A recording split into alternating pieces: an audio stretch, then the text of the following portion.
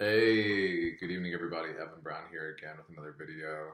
I've been watching my past videos, had a few beers, feeling a little more kind of reflective, sentimental, etc. Just really looking back on the progression that was my journey through this whole pineal cyst experience, and I've came to the conclusion that I deeply believe my remaining symptoms are psychological. Um, I don't think I have low serotonin. I don't think I have low testosterone. I do think I have sleep apnea, right? So we do have that. Um, but I think it's psychological. I think it's unresolved trauma. I think it's baggage of holding on to who I thought I should be and the life I thought I should live.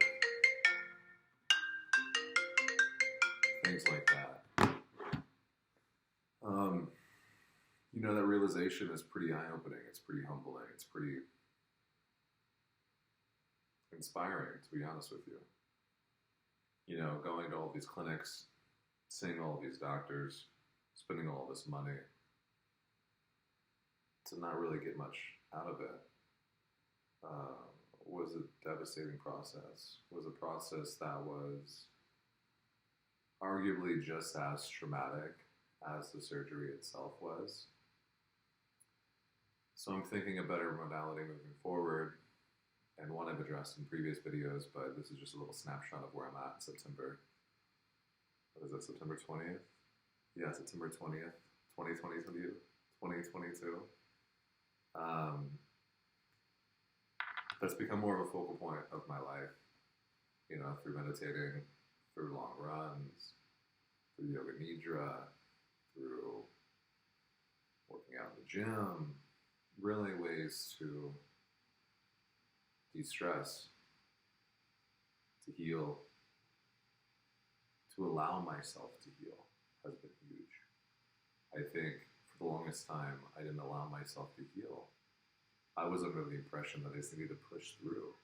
Like there was this barrier that was holding me back, and all I had to do was just push through it. And on the other side, symptom resolution, my dream life would await for me. And in my holding on to that belief for what is now years, my life has passed me by in some regard. I mean, granted, I'm still a relatively young man, but I've realized these past 3 years have more or less passed me by in terms of enjoyment, satisfaction, things of that sort, which has been very humbling, very eye-opening. Now I'm in a very, what would some would call like the peak of sales. I'm in medical device sales. And I think it's been good for me. Initially I was afraid to get into this role. I thought it might be triggering, walking into hospitals, walking into neurology units. I sell lymphedema pumps, and pneumatic compression devices is another way to describe them.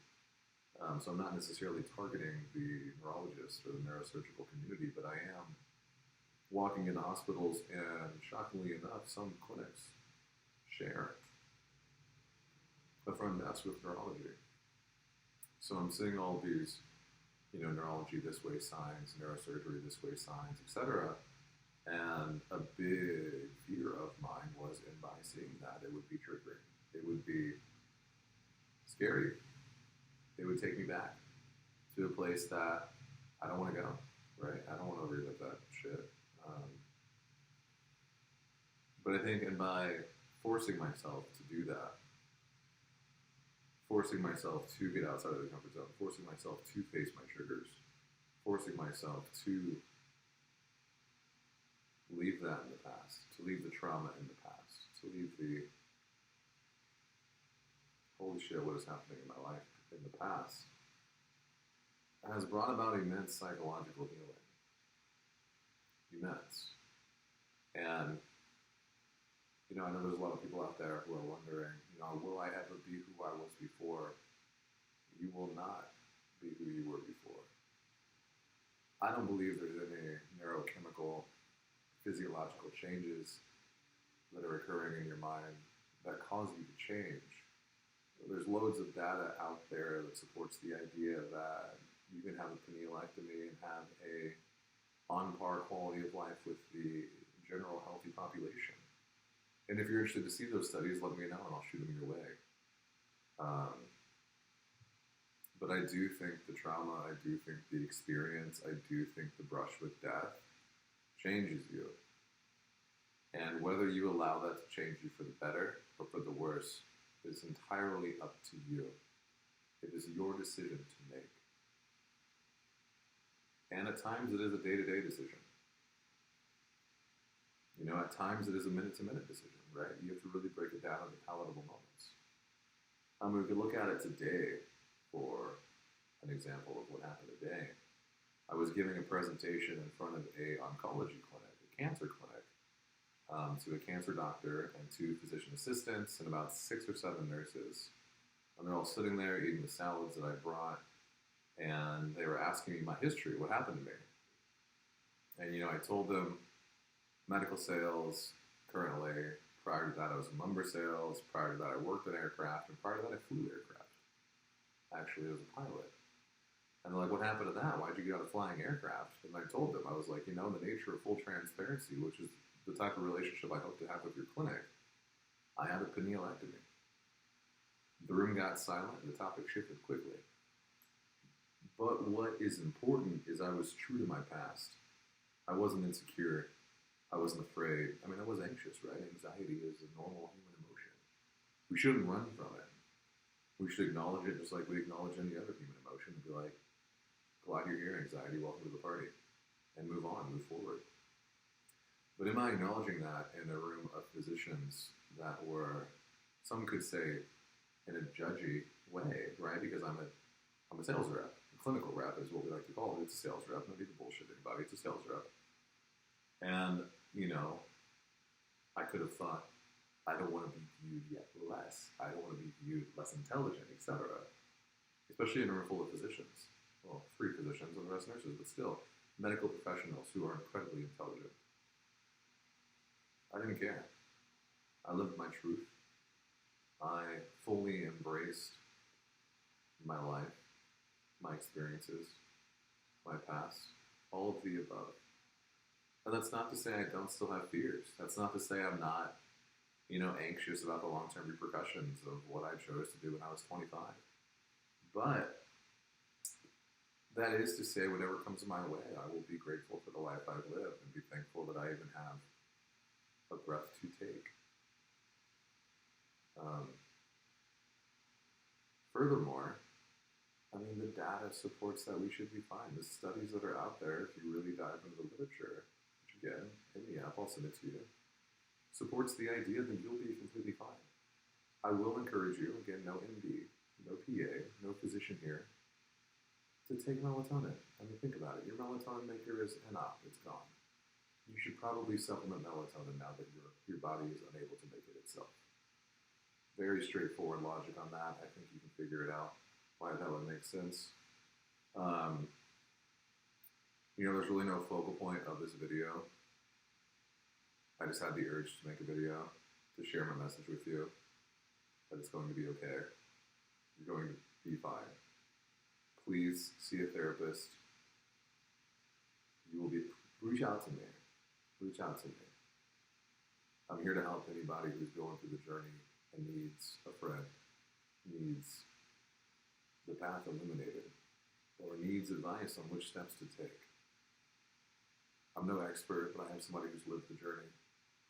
And I do think that by approaching this from a hive mind, multiple minds on one objective, we can ensure those who follow have a better outcome than we did.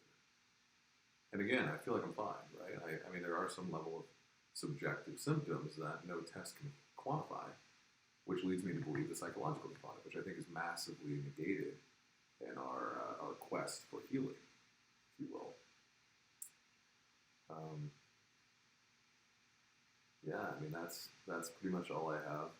I know I've made other videos promising to make, you know, a deep dive into the modalities and things of that sort, but to be honest with you guys, these videos, if I force myself to do them, if I'm like, this is what I need to do today, it's immensely triggering. It's immensely triggering diving deep into the surgical approaches, um, the data, etc.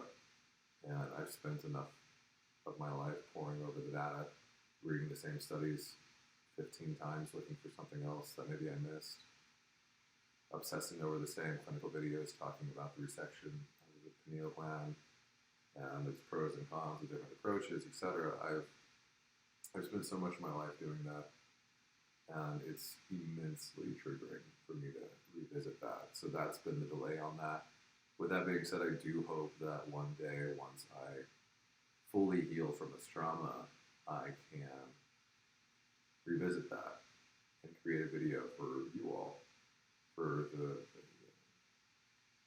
people to follow, people that are following, to learn from, so they can have all the information in one place in a very concise manner.